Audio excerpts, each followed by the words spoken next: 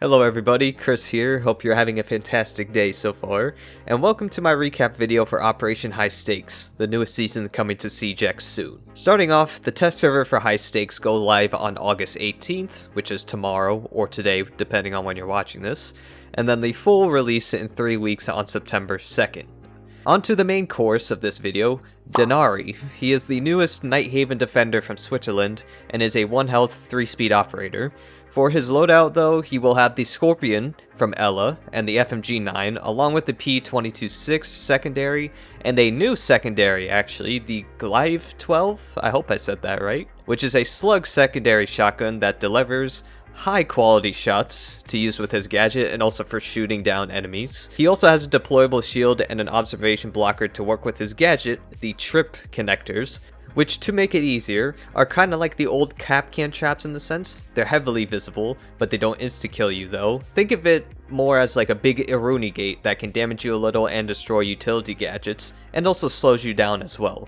Overall, he looks pretty fun, and even though his gadget may be a little lackluster, it does open up opportunities to be pretty strategic with it, and I'm looking forward to testing him, hopefully on the test server, and also playing him in the full release. Moving on to some balancing changes, this is a very interesting lineup.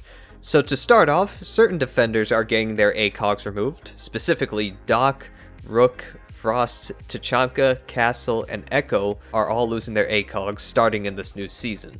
Striker and Sentry are receiving weapons of their own, the SR25 to Striker and the TCSG-12 added to Sentry respectively. As for the Reaper MK2 pistol that was added in Year 10 Season 1, that is now being added to Ying, Orcs, Pulse, Sledge, and Rook, which has also received a recoil reduction buff to it, so hopefully it is better than beforehand. Onto some operator buffs and nerfs. Echo is losing his ACOG, but along that, he is receiving a buff from which his speed is being increased from 1 speed to 2 speed. Simple as that. Now Blackbeard is getting kicked in the nuts again, like old times, with a nerf. And for starters, he cannot break through barricades while rappelling, nor aiming in when rappelling through a window. His gun will be reduced from 26 bullets to 21, and lastly, his shield will fold when reloading, pretty much exposing you instead of shielding you whilst you're reloading, and his shield will have 1 less breaching charge, so unfortunately, you can't bust through the wall, 3 times, 2 times? And also, on the topic of shields, there is a small change now where if you're throwing a grenade or any throwable like smokes, your arm will be exposed a little bit instead of fully being behind the shield and having that weird throwing animation like it does now, so that's good as well. Along with this new season, there will be 3 more modernized maps for us to play on, from Nighthaven Labs, Lair, and Consulate. All look pretty nice in general, I will say, especially Nighthaven Labs, so I'm looking forward to that as well.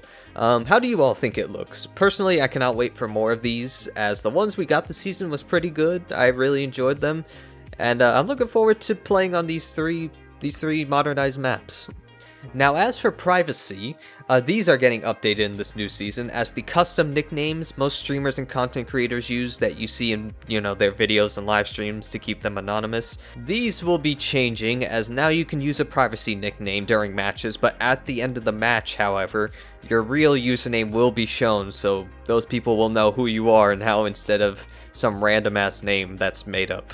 Now, on top of this too, this will actually be available on console finally, so I guess those on console can go crazy with that feature too.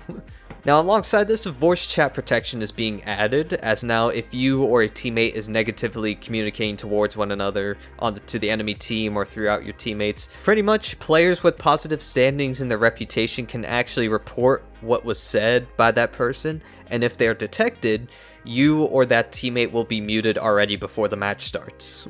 Now, as for Dual Front, we do have a new assignment for this mode, in which was shown in the animation for this new season. Now, operators are actually tasked with taking control of a safe room courtesy of Kara's Legion, in which you have to pretty much break into that room, take their information, download it, pretty much to stop them. Now, overall, it does look pretty cool, as what you're seeing on screen right now. I know I didn't explain it the best, but I think this really seems more straightforward and easy to understand than what it is in Dual Front right now, in my opinion, so I'm looking forward to this. I think it looks pretty nice. Now for some miscellaneous features, there will now be a championship page to follow more of the esports teams and their results for stages, majors, and invitationals, along with seeing if they're qualified for the 6th Invitational too. And as for Siege Cup folks, it will be happening every weekend now for those who have the time, and also you'll be able to analyze your squad and such so you can see where your strong and weak points are and such like that.